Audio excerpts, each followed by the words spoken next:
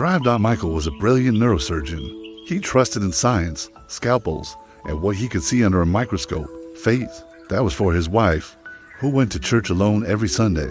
Michael would often joke, "If God exists, he must be hiding in my lab." He was dedicated to extending human life, believing that science held all the answers. But one rainy night, life had a different lesson for him. After a grueling shift, his car hydroplaned and skidded off the road. When he woke up, the sterile white ceiling was hauntingly familiar. It was his own hospital, but this time, he was the patient. A severe spinal injury had left him paralyzed from the neck down. The man who fixed broken bodies was now broken himself. Days turned into weeks, and a bitter resentment took root in his heart. He pushed away prayers and kind words, shutting himself off from any hope he couldn't measure. One night, a quiet janitor entered his room. He was an old man with gentle eyes and a weathered face. "Tough night, DOC?" he asked softly. Michael, annoyed by the intrusion, shot back, "What would you know about it?"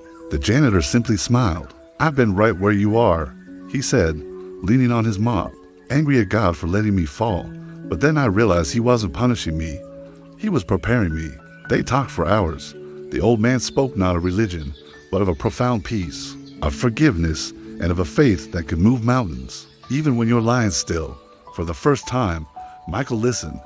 The next morning, the janitor was gone. Michael asked the nurses about him, but no one had seen a janitor matching his description. There was no record of him ever working there. Days later, something impossible happened. A flicker of sensation returned to his fingers, then his toes, slowly, impossibly. Feeling and movement spread through his body. His doctors were baffled, calling his recovery medically inexplicable. But Michael knew.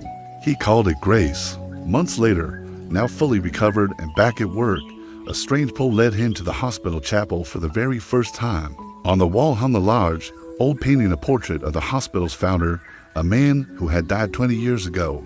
Michael's breath caught in his throat.